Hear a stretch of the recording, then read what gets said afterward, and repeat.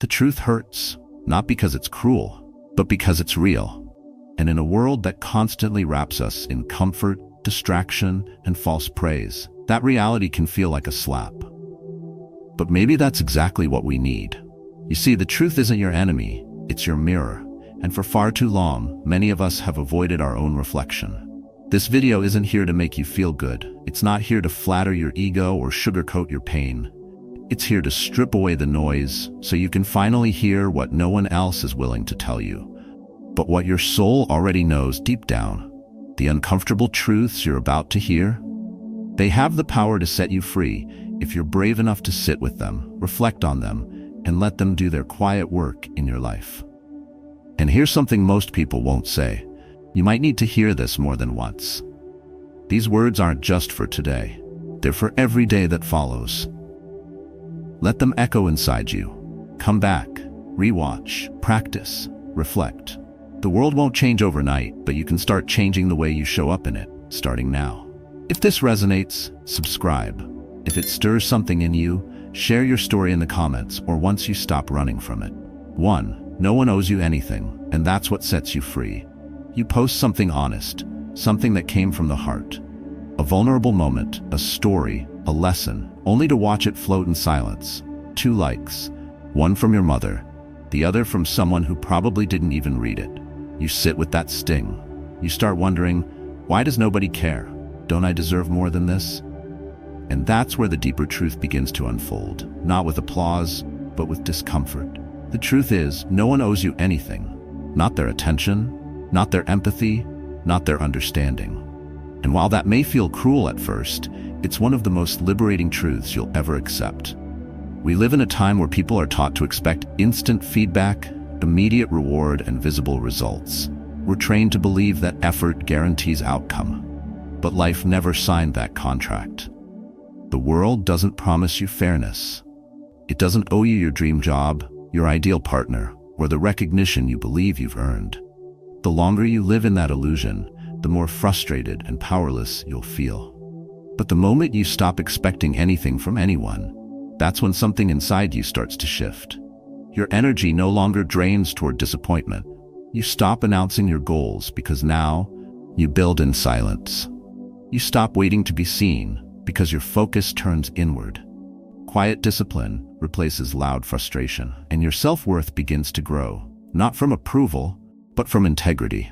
When you release the idea that people must appreciate you, you start working for something greater. You begin to embody success, not perform it. You no longer ask, why don't they see me? Instead, you ask, how can I be better regardless of who's watching? This is how inner growth begins. This is how quiet confidence is born. And this is where you develop a power that isn't loud but immovable. Because no one can take away what they didn't give you. And it's important to realize that entitlement isn't always loud. Sometimes it's quiet. It hides in subtle thoughts. I supported them. They should support me. I worked hard, so I should be rewarded. I was kind. I should be loved back. These thoughts sound fair, but they're still forms of expectation. And expectation, left unchecked, becomes a quiet poison. It slowly replaces your gratitude with resentment. But when you shift your mindset, when you begin to live without needing the world to clap for you, something incredible happens. You become emotionally untouchable. You win in silence. You detach from outcomes. And suddenly, you are no longer begging the world to validate you. You are building yourself in a way that commands quiet respect. Epictetus, who lived much of his life as a slave, said, "Don't demand that things happen as you wish, but wish that they happen as they do." He didn't say that from a position of comfort. He said that from the heart of hardship. He understood that surrendering expectations isn't weakness, it's emotional discipline. And it is this mental discipline that sets you free. Because when you stop seeing yourself as a victim of what others didn't give you, you reclaim your energy and direct it where it matters: your character, your habits, your mission. So yes, the truth hurts. No one owes you anything. But that's exactly why you are free. You're not waiting for kindness. You're not chasing fairness. You're not negotiating for your worth. You stand, you act, and you let the results take care of themselves. That is power. That is peace. And that is the kind of strength that can never be taken, only built, quietly, daily, by you. Your emotions are your responsibility, not theirs. Who was the last person who made you angry? A friend who canceled last minute? A coworker who took credit for your idea? Or maybe it was just a stranger who gave you a look you didn't like. Now pause for a second. Ask yourself this. Did they truly make you angry? Or did you allow yourself to become angry? That's the uncomfortable truth Stoicism puts in front of us. Your emotions are not the result of what people do to you. They're the result of how you choose to interpret what happens. The moment you accept that, something changes inside you. You stop blaming, you stop reacting like a puppet, you start reclaiming your emotional power, bit by bit, quietly, with discipline. It's easy to think you're calm until someone touches the wrong nerve. It's easy to say you're in control until a passive-aggressive text or a careless comment flips your mood upside down. But here's the harsh truth. If others can control your emotions with a sentence, a stare, or even their silence, then you're not in control at all. You've given away your peace for free, traded it for a moment of righteous outrage or validation. And what Stoic wisdom teaches is this: you can't control people, but you can control how you respond. Marcus Aurelius said, "You have power over your mind, not outside events. Realize this, and you will find strength." He wasn't speaking from theory. He led Rome through war, plague, and betrayal, and still practiced restraint. That isn't coldness, that's power. We live in a world that rewards emotional outbursts. We're told to speak our truth, to react, to defend, to explain ourselves constantly. But reacting isn't power, it's dependency. When you explode at someone's ignorance, when you sulk because someone didn't notice your effort, when you lash out to prove a point, you think you're winning, but you're not. You're proving they have power over you. True strength is being able to observe an emotion without obeying it. You feel it, but you don't act on it blindly. You pause, you assess, you ask, is this worth my energy? Is there truth in this feedback, or is this just noise? And here's where emotional self-control becomes something deeper. It's not about being passive, it's about being strategic. Because when you react to every offense, you lose focus. You become easy to manipulate. But when you learn to stay composed, to respond, not react, you become someone people can't shake. Someone who walks with quiet confidence. Someone who is untriggerable. That doesn't mean you suppress what you feel. It means you no longer hand your emotional state over to the chaos around you. Imagine your emotions like a storm. Most people stand in the center of it, getting tossed around, yelling, crying, and crashing into others. But the Stoic walks to the edge, watches, waits, decides when and how to move. That's not weakness, that's emotional mastery. And it's not built in a day, it's trained daily. Every time you pause instead of react, you build inner strength. Every time you choose silence over an unnecessary fight, you become more powerful. This is the kind of strength no one sees, but everyone feels when you enter a room. So the next time someone cuts you off in traffic, criticizes your work, or forgets your birthday, don't rush to explode. Don't hand them the remote to your emotions. Take it back. Breathe. Respond on your terms, because your mind is yours. And when you finally own that truth, no one, not your ex, not your boss, not a stranger online, can control you again. That's not just stoicism, that's freedom. 3. You will die. Maybe sooner than you think. There are mornings when you rush out the door and forget to hug your wife. Days when you glance at your son's text, "I miss you, Dad," and think, "I'll reply later." Nights when you see your mother's name flash on the screen and you silence it, whispering to yourself, "I'll call her tomorrow." But what if there is no tomorrow? What if the next time you meant to show up, say something, or simply be present never comes? That's not fear-mongering. It's the quiet reminder Stoicism gives us with the phrase memento mori. Remember, you will die. Death doesn't knock. It walks in, uninvited, unapologetic, and without warning. It doesn't ask if you're ready or if you have plans. It doesn't care if you still have words to say or love left to give. And yet, most of us live as though we've been promised a lifetime, scrolling past moments, pushing off conversations, numbing ourselves with routine. We delay kindness, we postpone truth, we act like we're immortal, but we're not. And that's the paradox. The more we avoid death, the more we forget how to live. The Stoics didn't fear death, they befriended it. Seneca wrote farewell letters even before short trips, not out of paranoia, but out of presence. He understood the value of a moment precisely because he knew how easily it could vanish. Marcus Aurelius reminded himself each day that death was not a threat, but a mirror. It reflects back everything we've ignored. Every time you avoid a tough conversation, every time you procrastinate something meaningful, every time you hold back love or an apology or effort, you are assuming you'll get another chance. But none of us is guaranteed that. And here's the truth that hits even harder. Dying isn't the tragedy. The tragedy is being alive but never truly living. It's wasting years chasing things that don't matter. It's waiting for the right time to pursue something meaningful. It's keeping your feelings locked inside, hoping the world will guess your heart. It's becoming a ghost long before your final breath. The presence of death isn't meant to paralyze you. It's meant to wake you up, to make you choose better. Speak kindly. Live fuller. Not later, now. Because living like you'll never die gives you the illusion of time. But living like you might, that gives you clarity. You look someone in the eyes longer. You put down the phone, you write the letter, you forgive, because resentment takes too much life to carry. You listen, because time is too short to always be right. You love without games, without ego, without waiting for guarantees. That's the power of memento mori. Not to haunt you, but to soften your pride and sharpen your presence. And no, it doesn't mean quitting your job or burning down your to-do list. It means doing the same things with more purpose, showing up to the same life but with different eyes.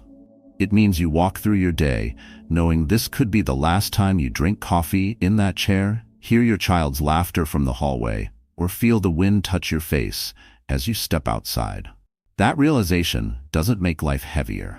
It makes it sacred. So the next time you find yourself pushing off what matters for the sake of something urgent but empty, stop. Ask yourself, if today were the end, would I be proud of how I spent it? Not in what I achieved, but in how I lived. Because the truth hurts. Yes, you will die, maybe sooner than you think. But that truth, if you face it, can become your greatest guide. It can strip away the noise. And what's left? It is a life lived with depth, love, and meaning. Not forever, but fully. 4. Right action. Let go of the outcome. You've crafted the perfect resume. Sleek design, powerful language, even a clever little quote at the top that makes you seem both wise and humble. You triple check for typos, attach your portfolio like it's the trailer for a blockbuster, hit send, and then silence. No email, no thank you for applying, not even a polite rejection, just a digital void. And in that moment, it feels like betrayal. You gave it your all. You stayed up late, you revised until your eyes hurt. Shouldn't the universe reward that? But here's where Stoic wisdom slices through the noise.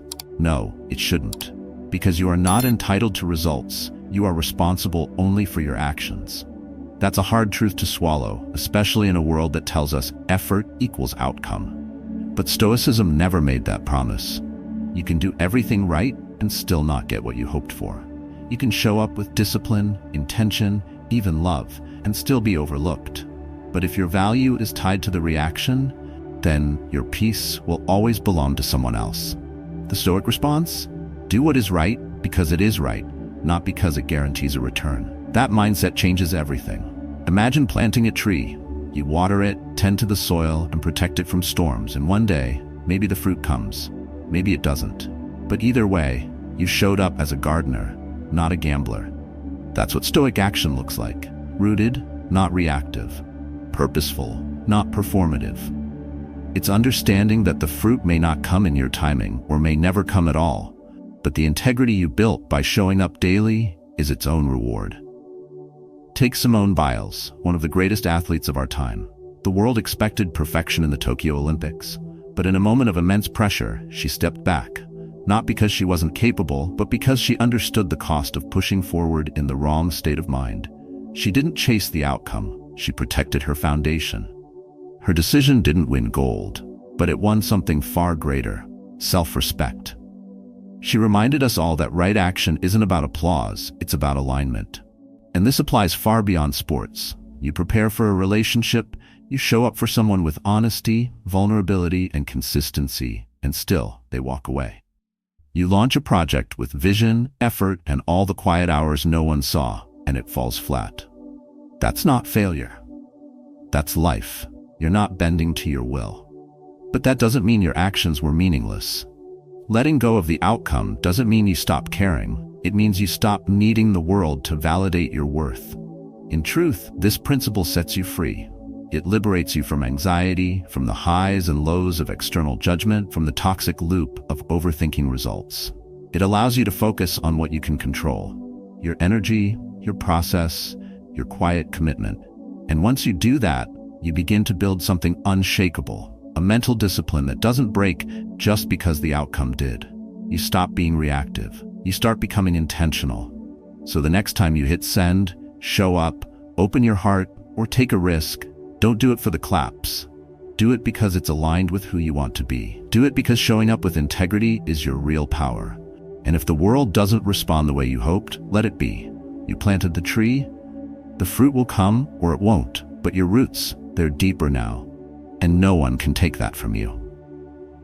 5. Pain is the silent teacher, brutal but true. I once fractured my wrist slipping on the stairs. Rushing out the door, laces untied, thoughts scattered. The fall was quick, but what came after was slow. The physical pain wasn't even the worst part. It was the stillness, the silence that followed. The kind where the noise in your head becomes louder than anything outside. The doctor said, "You'll need to rest for a few weeks." But my mind didn't rest. It panicked. Who am I if I'm not doing something useful? Can I still be of value if I can't produce, solve, fix, or move? That's when I understood. Sometimes pain doesn't just break your bones. It cracks open parts of you that were too proud to be touched. And in that raw space, the teaching begins. Stoicism doesn't romanticize pain, but it doesn't flinch from it either. It looks painful in the eye and says, "You're not here to destroy me, you're here to reveal me." Because pain is a mirror, a brutal one. It strips you of excuses, of reputation, of the illusion of control. And what's left is the real you, bare, trembling, and faced with a choice: surrender or grow. That's the unspoken gift of pain. It won't hand you comfort, it hands you the truth. And while that truth stings, it also sharpens. It reminds you that strength isn't built in ease, it's revealed in resistance. Think of a time you were broken, physically, emotionally, maybe both. A loss, a betrayal, a failure so loud it echoed through your body. Did you notice how clearly you began to see everything? How the masks dropped, the noise faded, and your priorities rearranged themselves without asking? That's not a coincidence. That's pain doing what it does best, cutting through the clutter, forcing you to rebuild not from ego, but from essence. It shows you what matters, it shows you what's real, and it forces you to let go of what isn't. Frida Kahlo, the legendary painter, lived most of her life in pain, a shattered spine, endless surgeries, a body that betrayed her daily. But she didn't run from it. She painted it. She faced her agony with brushstrokes that didn't ask for pity, only truth. Her art wasn't clean. It was fierce, vivid, and unapologetic. And through that, she didn't just survive, she became immortal. That's what happens when you stop trying to escape your wounds and instead ask them what they're here to teach you. Your scars aren't the enemy. They are chapters in your story, and sometimes they hold the deepest wisdom. Pain humbles you, it brings you to your knees, but it also clears the fog, it forces silence. And in that silence, you begin to hear the parts of yourself you've ignored. You meet your fears, your insecurities, your truth. And from there, if you're willing, you rise, stronger, clearer. Not louder, but more grounded. That's what Stoics mean when they say pain is a teacher. It doesn't shout. It waits. It whispers. And only those willing to sit with discomfort long enough will understand its language. So no, you don't have to love the pain. You don't have to pretend it's noble. But don't run from it either. Don't numb it, deny it, or bury it beneath distractions. Let it shape you. Let it speak. Because once you've endured something real, something that didn't break you but broke something false inside you, you no longer chase shallow victories. You no longer fear discomfort. You stand differently.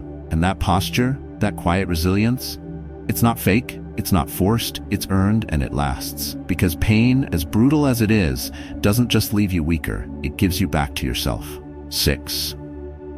No discipline, no freedom. You can eat anything you want. You can binge Netflix until 3 a.m. You can skip your workout, sleep in until noon, blow your paycheck on things you don't need, and nobody will stop you. Sounds like freedom, right? But let's be honest, do you actually feel free? Are you waking up clear-headed, energized, and proud of yourself? Is your bank account growing, your health improving, your mind becoming sharper? Or are you just floating, barely holding it together beneath the surface of temporary pleasures? That's the paradox Stoicism exposes with brutal clarity. What most people call freedom is often just dependency wrapped in convenience. You think you're in control because no one's telling you what to do. But if you can't say no to your impulses, you're not free. You're a slave to them. If your phone dictates how you spend your mornings, if your cravings decide what you eat, if your moods control how you treat others, then the problem isn't the world. It's you. And that's where Stoic philosophy hits hardest. You don't get to claim freedom if you haven't earned it through discipline. Real freedom isn't about doing whatever you feel like. It's about mastering your energy so you can do what matters most, even when you don't feel like it. Discipline doesn't look glamorous. It's quiet. It's waking up when no one's watching. It's choosing the salad over the sugar. It's turning your phone off when your brain begs for dopamine. It's doing the hard thing now so your future self doesn't pay the price. Stoics understood this well. Epictetus was a slave, but still considered one of the freest men in history, not because of his circumstances, but because of his mindset. He trained his thoughts. He governed his reactions. He chose action over excuse. Meanwhile, you can live in the freest society on earth, have every opportunity at your fingertips, and still be imprisoned by procrastination, by emotional chaos, by your refusal to build habits that anchor you. When you lack discipline, you don't float, you drift. And drifting always leads you somewhere you didn't intend to go. But when you're disciplined, you start living with clarity. You choose your path. You build an inner compass, not based on how you feel in the moment, but on who you're trying to become. That shift, however small, transforms everything. It takes you from reactivity to purpose, from chaos to control. And that's the essence of what Stoicism teaches. Freedom is not the absence of rules, it's the presence of self-command. Yes, discipline feels like restriction at first, but long-term, it's what gives you room to breathe. The freedom to walk into any situation knowing you've done the work, the peace that comes from keeping promises to yourself. The pride of becoming dependable, not just for others, but for you. It's not about perfection. You'll slip, you'll get lazy. But the point is that you now see through the illusion. You no longer confuse indulgence with liberation. You no longer mistake comfort for strength. You know now the quiet power you crave, the balance you admire in others, the calm under pressure. It doesn't come from motivation, it comes from discipline, practiced daily, whether you feel like it or not. So the next time you call chaos freedom, pause.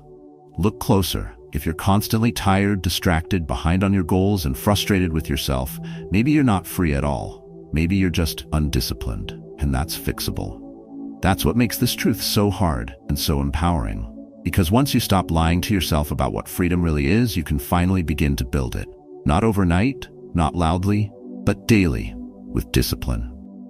7. Not everyone will understand you, and that's okay. There are moments when you say something you believe in, and the room goes quiet. Not out of respect, but out of judgment. You feel it in their glance, in the awkward silence, in the way the conversation shifts without acknowledging what you just said. You laugh it off, or worse, you shrink. You edit yourself. You say less next time. You stop showing your full self because deep down, you've been taught this quiet lie, that being accepted is more important than being honest. And yet, every time you abandon your truth for comfort, something in you starts to wither. Stoicism doesn't beg you to be understood. It dares you to stay whole, even when you're misunderstood. You've probably deleted a post you believed in because no one reacted. Maybe you once hid your passion because someone made a joke about it. Maybe you kept quiet in a meeting because your idea didn't sound like everyone else's. You're not alone. Most people know that ache, and yet they live their whole lives avoiding that feeling, choosing approval over authenticity. But what if this discomfort you feel when you're truly seen is not a weakness, but a sign you're actually living honestly for once? That you're no longer just blending in, but becoming someone who stands on their own with quiet confidence. The truth is, not everyone will understand you. Some people won't get your values. Some won't like your calm energy. Some will be bothered by how grounded you are because it reflects the chaos they haven't dealt with in themselves. That's not your fault. That's not your burden. And it's not your job to shrink so they feel more comfortable. Your responsibility is to live in alignment, not in apology. Because if the love you receive is only offered when you wear a mask, then that love was never for you. It was for the costume you were forced to put on. Galileo was silenced for daring to speak the truth. His ideas threatened the comfort of the crowd, so they tried to erase him. But time, as it always does, proved the truth didn't need to shout. It just needed someone willing to stand by it. You're not Galileo, but you will face moments where choosing your truth means losing approval, where your values put you at odds with what's trending, where staying real costs you a seat at the table. But the peace that comes from not betraying yourself is worth more than any shallow validation. There will be days when your silence feels like safety and your truth feels like risk. But remember, you can't build an unshakable mindset if you keep asking others for permission to be who you are. The Stoics didn't live to be liked. They lived to be in integrity. And so should you. You don't need the world to clap. You don't need the comments to agree. You just need to be able to look in the mirror at the end of the day and say, I stood where I needed to stand. That's where quiet power comes from. That's how you become someone they can't shake, even if they never say your name. So if you've ever been mocked for your silence, judged for your intensity, or misunderstood because you chose to walk your own path, know this: you are not wrong. You are rare. And rare things aren't always appreciated at first. They're just harder to ignore in the long run. Not everyone will understand you, and that's not only okay, it's necessary. Because your truth was never meant to fit inside someone else's comfort zone. It was meant to set you free. The truth hurts, not because it breaks you, but because it wakes you up. And in a world full of distractions, illusions, and noise, hearing what's real can feel like a punch to the chest. But it's also the beginning of something deeper: clarity, growth, and freedom. When you stop expecting, when you take full responsibility for your emotions, when you accept that death is not some distant shadow, but a constant reminder to live, you become unshakable. And when you let go of the outcome, when you face pain instead of avoiding it, when you build discipline and no longer fear misunderstanding, you rise with quiet strength. These aren't just concepts, they're daily practices, simple shifts, quiet choices, Stoic habits that train your mindset and help you protect your energy, reclaim your peace, and carry yourself with calm power. This is not about perfection. It's about truth. Truth that transforms, if you have the courage to sit with it. If something in this video struck a chord with you, share your story in the comments below. Let others know they're not alone. And if you're ready to hear more truths that challenge you and guide you, like this video and subscribe for what's coming next, because the journey is just beginning.